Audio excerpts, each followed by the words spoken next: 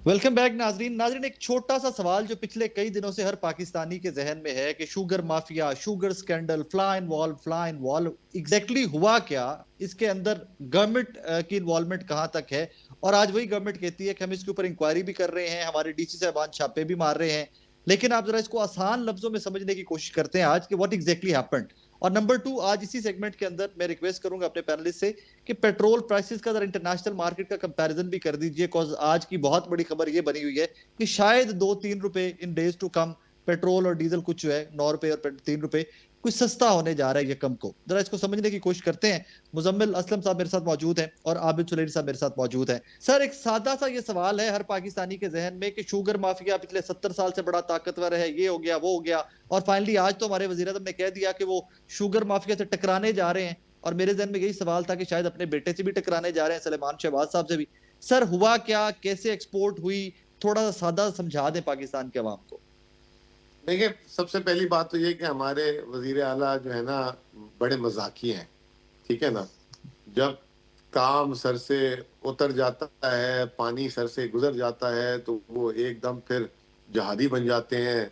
और फिर उसके बाद वो मट्टी पाव जिसे कहते हैं स्कीम के तहत जो है ना उसको बड़ा आहिस्ता आहिस्ता खत्म कर देते हैं। ये आप पिछले 1.5 साल से पैटर्न देख लें, जब से ये वापस दूसरी दफा वजीर आजम बने।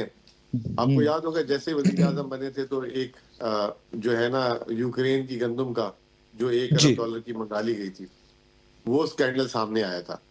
पहले तो इन्होंने केयर टेकर में डाल दिया, फिर जैसे ही पता लगा कि इनकी भी हुकूमत में शुरू के 4-5 महीने वो आया, इन्होंने बड़ी कमेटियां बनाई, ये बनाया वो बनाया, और उसके बाद वो आज उसका कोई नाम लेने वाला नहीं है बंदा। तो अभी भी उन्होंने जो उनसे टकराने का और ये करने का वादा किया। मैं आपको ये बता दूं कि एक मुल्क है किर्गिस्तान शायद, जी अभी क्राइसिस से मतलब ये क्राइसिस शुरू हो गया था, उस वक्त हुकूमत पाकिस्तान ने किर्गिस्तान को 40,000 टन चीनी जो है ना एक्सपोर्ट की है via land route from KP to Kyrgyzstan. और उसकी एक्सपोर्ट की कि जो हम क्योंकि एक्सपोर्ट पे टैक्स लेते हैं, यहाँ से सेस लेते हैं 2%, और उसकी बकायदा हमने परमिशन हमसे मांगी गई, फिर हमने उसमें बड़ा मतलब हमने कहा कि हम इसका वेवर नहीं देंगे, अब हमें टैक्स दें। एंड में फिर G2G मामला था तो हमने दिया। तो मैं ये समझता हूँ कि ये जब आप देख भी रहे हैं कि मुल्क में इस वक्त शुगर क्राइसिस है, शुगर के शॉर्टफॉल है, तो आपको क्या जरूरत थी ये करने की। तो ये जो आपने बात बोली ना कि अब उन्होंने टकराने का और उसका, तो मैं कहता हूँ कि मशवरा देता हूँ कि अगर ये वाकई में सीरियस बात है तो एक काम करें कि पिछले 20 साल का सारी शुगर मिल्स का जो है ना फॉरेंसिक करा दें, ठीक है, किसने कितना टैक्स दिया, किसने कितनी प्रोडक्शन दी। और उसके बाद पिछले साल जैसे इन्होंने बैंकों पे विंडफॉल टैक्स लगाया था ना उन पे, और बहुत बड़ी रकम उनसे ली थी, इन पे एक विंडफॉल टैक्स लगाकर जो है ना इनसे सारे पैसे लें। और ये जो 5 लाख टन जो चीनी दरामद कर रहे हैं, उसमें जो इन्होंने ड्यूटियां माफ की है वो उस विंडफॉल टैक्स से जो है सरकारी खजाने में जमा कराएं और आवाम को भी सस्ती मिल जाए, ताकि 150-60 की और ये और खजाने से पैसा भी ना जाए, अगर वो सीरियस है। लेकिन अगर वो सीरियस नहीं है और जो है ना अंसार अब्बासी साहब जो है वो उनके लिए उनकी सीरियसनेस पे स्टोरियां कर रहे हैं, तो ये तो सर अब कोई बाय नहीं करेगा। और अब मैं आपको एक और बात भी बता दूं कि 1970 में हमने सुना था कि $1 कोई चीनी बढ़ी थी तो हुकूमत चली गई थी। जी उसके बाद ये अक्सर सवाल होता था कि कौम, बिल्कुल एक ये जमाना था कि जी $1 बढ़ता था तो वो हुकूमत चली जाती थी, तो कौम जितनी भी बढ़ाते रहे, कौम जो है इस चीज को बिल्कुल नहीं लेती थी, बर्दाश्त करती थी। मेरा अपना ख्याल ये कि आप उस जगह पहुंच गए कि अब कौम इसको जो है बर्दाश्त नहीं कर पा रही। ये इतना सीरियस मैटर है, अगर इसको इन्होंने सही तरीके से नहीं डील किया तो इनकी हुकूमत जाएगी इस पे, जरा मुजम्मिल भी आबिद बाद हुकूमत हो। आबिद साहब से भी जरा पूछते हैं।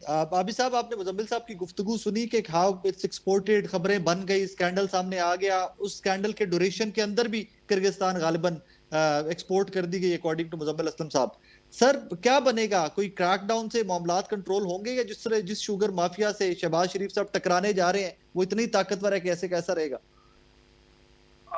बहुत शुक्रिया। देखिए, साउथ अमेरिका में एक चीज लैटिन अमेरिका में इस्तेमाल होती है, एक टर्म जिसको कहते हैं कॉफी बैरन।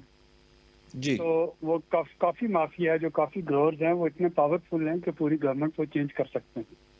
जी बदकिस्मती से पाकिस्तान में शुगर बैरन्स हैं, और ये आपको हर सियासी जमात में भी मिलते हैं, ये आपको हर दौर में मिले, और इनकी वाकईतन जो है पावर वो अगर कॉफी बैरन से ज्यादा नहीं तो उससे कम भी नहीं है।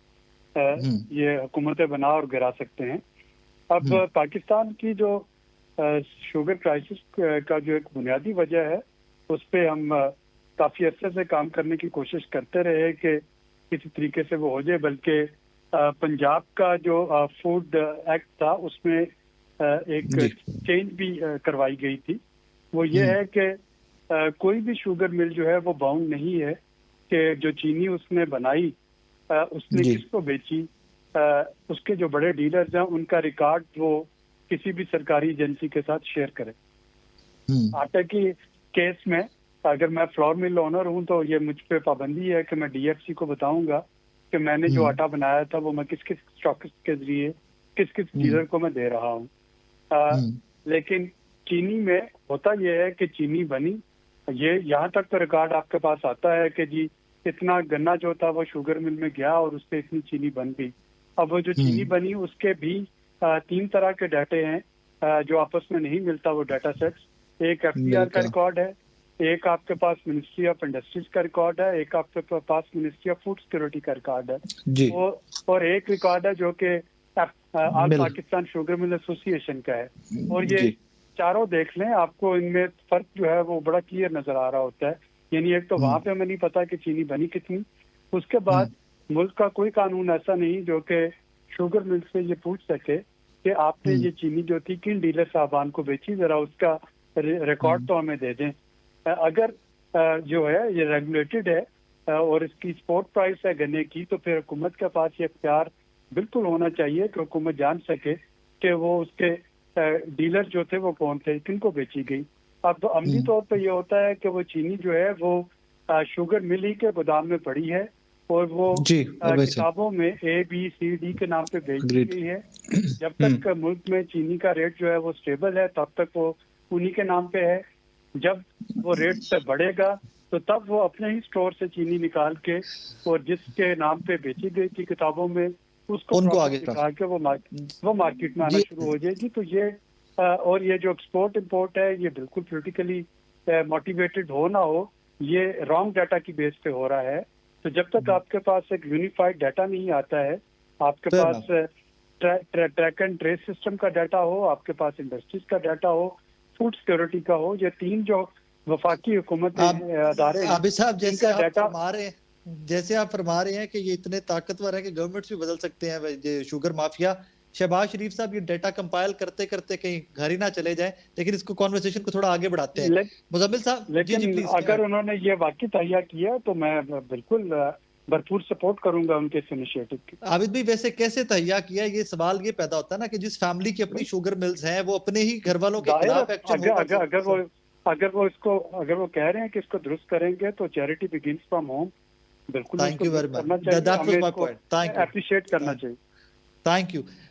मुजम्मिल भाई, यहाँ पर एक और कैलकुलेशन आजकल चल रही है, आज की खबर है कि पेट्रोल प्राइसेस यकम से कुछ नीचे आ रही हैं। इंटरनेशनल मार्केट से अगर कंपैरिजन करें तो फिर तो खैर बहुत पेट्रोल प्राइसेस कम होनी चाहिए।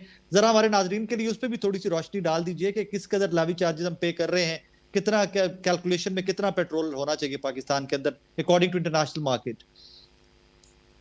देखें, गालिबन जो पेट्रोल की कीमत इस वक्त, if I am not wrong, 273 या 277 रुपए फी लीटर है इस वक्त जो हम पे कर रहे हैं, ठीक है ना। तो इसमें सिर्फ 2 टैक्सेस, एक पेट्रोलियम डेवलपमेंट लेवी जिसके अंदर शामिल कर लें वो भी जो नया कार्बन लेवी है, और सेल्स टैक्स, ये सिर्फ 2 टैक्सेस जो हैं 125 रुपए फी लीटर है। यानी कि आप जो 273 रुपए 75 रुपए दे रहे हैं, इसमें 125 रुपए सिर्फ 2 टैक्सेस हैं। इसमें मैं अभी बात नहीं कर रहा अदर टैक्सेस की, ठीक है।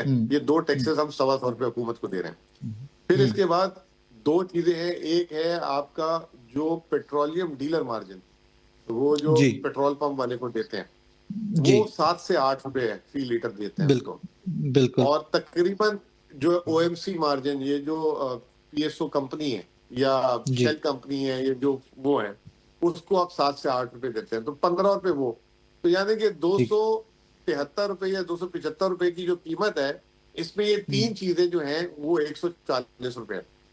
फिर उसके बाद जो है ना बाहर से आता है, उसमें किराया भी शामिल है, ये तमाम चीजें शामिल है, तो मोर देन 50% जो पेट्रोल की कीमत है ना, वो इन लवाजमात में जा रही है। अब देखें, ये सवाल इररेलेवेंट है कि 15 तारीख को या पहली तारीख को कितने रुपए बढ़ रहा है या घट रहा है, ठीक है ना। वो तो आलमी मार्केट ऊपर जाएगी तो ऊपर पैसे लेने चाहिए, जेब से तो नहीं देने चाहिए, ठीक है ना। मैं उसके हक में नहीं हूँ। अगर नीचे जा रहा है तो आपको नीचे जा रहा है तो दे देने चाहिए। इन्होंने हरकत क्या की? इन्होंने हरकत ये की कि पहले 60 रुपए लेवी था, 60 रुपए लेवी से इन्होंने करा 70 रुपए, ठीक है जी। 70 रुपए करने के बाद जब आलमी मार्केट में नीचे आया तेल का रेट, तो इनको किसी ने मशवरा दिया कि बजाय ये कि लोगों को सस्ता दें, आप एक काम ये करें, वो बलूचिस्तान की एक खूनी सड़क बना देते हैं, उसकी हम 8 रुपए लेवी चार्ज कर देते हैं, ठीक है ना। तो वो पेट्रोल की कीमत जो 8-10 रुपए आवाम को सस्ती करके देनी थी, इन्होंने वो पेट्रोल में 8 रुपए लेवी बलूचिस्तान के नाम पे डाल दिया कि जी वहां पे खूनी सड़क, वहां पे लोगों का हादसा होता है, इंतकाल होता है, एक्सीडेंट्स होते हैं, वो डाल दी। फिर उसके बाद जब आलमी मार्केट में कीमतें ऊपर गई तो इनको बढ़ानी पड़ गई। तो वो आवाम के साथ ये जुल्म हो रहा है। और ये सिर्फ आपको बता दूं कि 2022 से पहले पेट्रोलियम लेवी जो था एक टाइम पे 0 रुपए था और 18 रुपए मैक्सिमम खान साहब ने लिए। ये जो पूरा का पूरा सफर है, ये जो 80 रुपए का हो गया है, वो इन्होंने किया। नंबर 1, आज भी कौम की जान छूटी हुई है 2022 के एक फैसले की कि उस जमाने में सेल्स टैक्स 0 कर दिया था हमने, और आईएमएफ को ये बात मनवा दी थी, और आज तक ये हुकूमत पेट्रोल पे सेल्स टैक्स 0 है। अगर सेल्स टैक्स भी होता तो तकरीबन जो है 50 रुपए नहीं तो 40 रुपए फी लीटर सेल्स टैक्स का भी इसमें शामिल हो जाता, ठीक है ना। तो ये आज तक जो वो सहूलत जो 2020-21 में मुयस्सर हुई थी, उसका आज तक ये फायदा उठा रहे हैं। दूध पे भी आप सेल्स टैक्स दे रहे हैं इस वक्त लगे, मतलब आप ये सोचो कि इस वक्त दूध भी, हम जो दूध का डब्बा ले रहे हैं उस पे भी इस हुकूमत ने सेल्स टैक्स लगा दिया। लेकिन पेट्रोल में क्योंकि उस वक्त ऐसा अच्छा नेगोशिएट हुआ था, तो वो आज तक जो है ये हुकूमत भी उसके जो है ना फायदा उठा रही है। लेकिन दूसरी तरफ इन्होंने पेट्रोलियम लेवी इतना बढ़ा दिया कि जो है आप यूं समझ लें कि इस साल मरे से मरा इनको 1600 अरब रुपए सिर्फ पेट्रोलियम लेवी की मद में जमा होगा। इस तरह तो मुजम्मिल भी कोई भी खैर गवर्नमेंट चला सकता है, किसी लाहौर की इस्लामाबाद की सड़क से उठा के वज़ीर-ए-आज़म बना दे, शायद वो भी गवर्नमेंट चला ले, अगर टैक्सेस ही कलेक्ट करके चलानी है। एनीवेज, आप दोनों मेहमानों का बहुत शुक्रिया। मुजम्मिल साहब आपका शुक्रिया, सब आपका शुक्रिया। नाज़रीन, प्रॉब्लम यहाँ पे सिर्फ एक है कि आपके और मेरे राइट्स पे बात बहुत कम की जाती है, बुनियादी जरूरियात कितनी महंगी है उस पर बात बहुत कम की जाती है। As a matter of fact, अगर कोई पॉलिटिशियन किसी स्कैम का हिस्सा बनता है, किसी स्कैंडल में उसका नाम आ जाता है, वो खबर बहुत बड़ी बनती है, बहुत ज्यादा डिस्कस की जाती है। लेकिन अगर वही स्कैम आके आम आदमी को इफेक्ट कर रहा है, आम आदमी की जेब से पैसा निकल रहा है, कल एक एमक्यूएम के एमएनए साहब हैं, उन्होंने पब्लिक अकाउंट्स कमेटी के अंदर भी टेकअप किया कि जनाब आम आदमी की जेब से पैसा निकल कर सदर और वजीर आजम की जेब में जा रहा है। वो खबर बनी, आपको नजर नहीं आई। आज की ये खबर बनी और हर जगह पे आपको डिस्कस होती भी नजर आई कि जनाब वजीर आजम शहबाज शरीफ साहब ने टकराने का फैसला कर लिया। इस दुआ के साथ इजाजत दीजिए आज के शो से कि वजीर आजम हर उस माफिया से टकराएं कि जिसकी वजह से मुल्क आज उस हालत में है जिसमें है, और आप और मैं देखकर, उस हालत को देखकर हमेशा इसी परेशानी में रहते हैं कि फ्यूचर हमारी आने वाली नस्लों के लिए है क्या। अपना बहुत सारा ख्याल रखिएगा, दुआ में याद रखिएगा। अल्लाह हाफिज़।